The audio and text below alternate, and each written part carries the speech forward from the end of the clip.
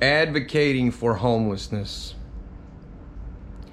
is one of the most powerful ways in which we can not only end homelessness, but at the same time end inequality and end poverty. And you're probably thinking, no way, dude. But if you examine it closely, it's a paradox. And meaning, in order to achieve the end, you have to make it worse.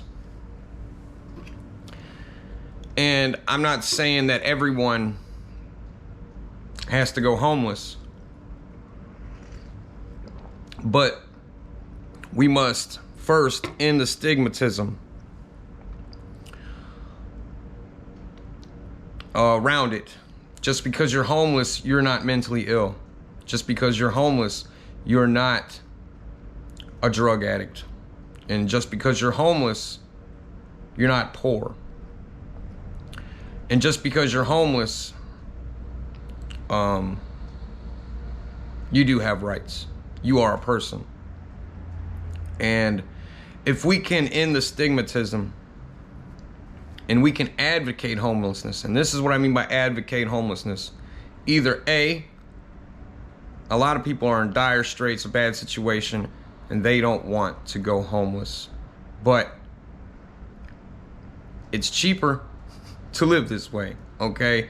And so sometimes we're fooling ourselves, okay? And now, if you want to continue to live in a house and you just can't go homeless, because I know some people can't go homeless. I mean, you got to be tough. You really got to be tough to go homeless. So advocating means either going homeless or supporting the homeless that you know or the homeless that you encounter on a day-to-day basis.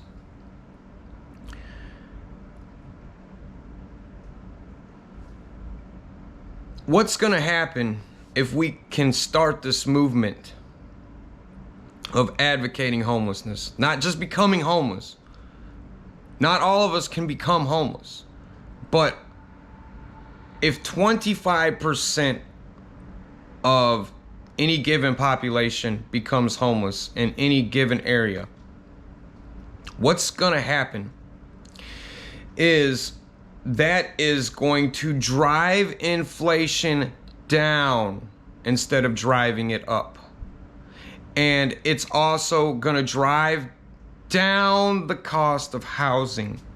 It's going to drive up the wages and minimum wage. And so there's more power in being homeless than we give credit for and than we can ever imagine. And that's because there's a lot of fear around it. And that's also because if you're not used to living in this way, it sucks. It takes some getting used to. It's like learning to live in a colder climate. You know, you just have to toughen up a little bit, you know. There are good, there are pros and cons to being homeless and being nomadic. And you have to weigh these and decide if that's right for you. And if it's not right for you, then you need to support people who have decided to make this sacrifice. A lot of times, this stigmatism, oh, they're just being lazy. No, it is our spirit. Like, we're smarter than we give ourselves credit for. And our spirit has really realized that this is the only option. And for me, I kind of just gave up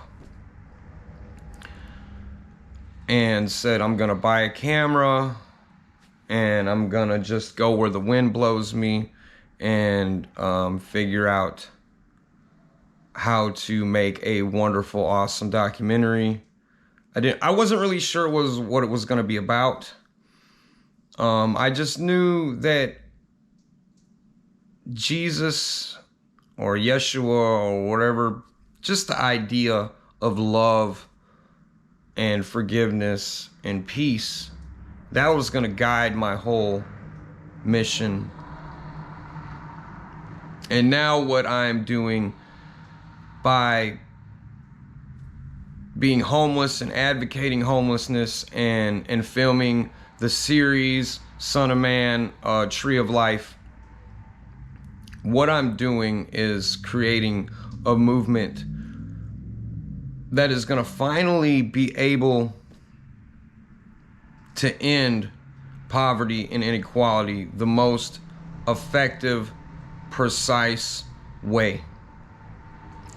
And training myself to be a master in the art of protest. And that is what the homeless are. That's what Son of Man is. That's what Jesus was, a master of protest. Jesus was homeless. Jesus was poor. And he was a master of protest because he couldn't be manipulated. When you have nothing else to be taken away from you, you have nothing else to lose. And if you have nothing else to lose, you are a force to be reckoned with. And so that's what we have to realize in this country, and I think in the entire world. And that's the way that we can defeat the elite. Not only defeat the elite, but get rid of that whole notion and all become, just have good health care and have good wages and have good jobs and feel like we're needed and valid. Not like we can just be kicked to the curb and replaced. And it's not right. So when the first are the last and the last are the first, that's when it's all gonna start making sense.